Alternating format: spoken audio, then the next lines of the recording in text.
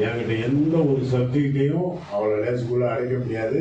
செவ்வாய் தோஷம் என்பது நான் 6 நீசமா போனாலும் சரி 7, 2, 7, 8, 12 செவ்வாய் தோஷம் என்று சொல்கின்ற நீங்கள் செவ்வாய் தோஷத்தை எப்படி இன்று விஞ்ஞான ரீதியாக உறுதிப்படுத்துவீங்க? ஒரு வீட்டில் செவ்வாய் தோஷம் இருக்கு அப்படின்னு சொல்லிடுறீங்க. ஆனால் அந்த செவ்வாய் தோஷத்தை உங்களால் உறுதிப்படுத்த முடியுமா? உடனே ஒன்று தெரிஞ்சுக்கீங்க. ஒரு வீட்டில் ஜாதகம் பார்க்க போவோம் நாங்களாம்.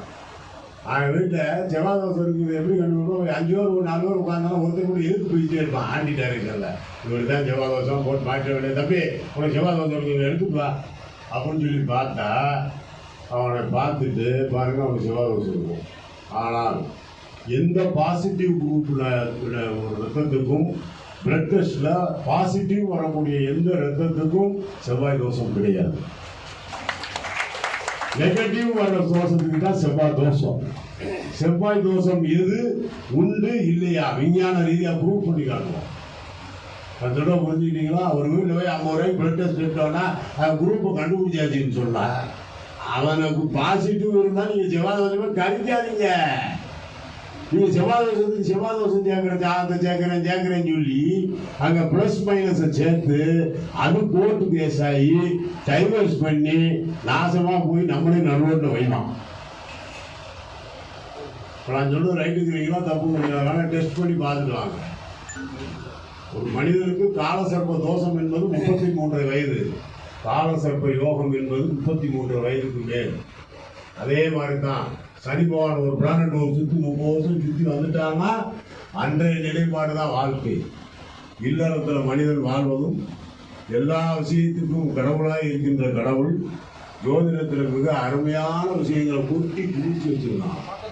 ராட்சசம், தாமசம், சாத்வீகத்தில் பிறந்த குழந்தை இது படிக்குமா படிக்காதா, சுறுசுறுப்பா இருக்குமா இருக்காதா, இதுக்கு எந்த பிளானட்டை செக் பண்ணணும் அதெல்லாம் புரிஞ்சுக்கிட்டீங்களா? அதே மாதிரி பொம்பளை பிள்ளைகளே உனக்கு செம்பச்செடி நடக்குது அது நடக்குது தாலியை கலட்டி வச்சுது இல்லைன்னா அவன் பூஜை ஓடிடுவான் அது இது ஒரு கூத்து. காலபத்திரம் என்பதே ஜாலியாகிறது. அந்த ஓலையில் காலபத்திரம் இல்லாத மனைவி இல்லாமல் எழுதி கேட்டது தான் பிற்காலத்தில் தாலி என்று மனைவி. அப்படி இருக்க காலகட்டத்தில் நிறைய விஷயங்கள் உங்களோட பேச வேண்டியது இருக்குது. உங்களுக்கு நான் பேசுகிறது புரியுதா? ஏதாவது தெரியுதா? சோசியம் படித்தவங்க கொஞ்சம் தைரியமாக சொல்லுங்க. இப்போ நான் கேட்குற கேள்வி ரைட்டுங்கிறீங்களா தப்புங்கிறீங்களா? சிந்தனை விருந்தாயி சீரிய கலையாயி விந்தைகள் புரிந்தாய் நான் அறியாமலே மந்திர கண்ணாலே தந்திர வலை பேசும் சுந்தர வடிவே சுகம் காணவான்னு படித்தான். ஏன்னு சொல்கிறேன்னா இது ஒரு வேத வித்து.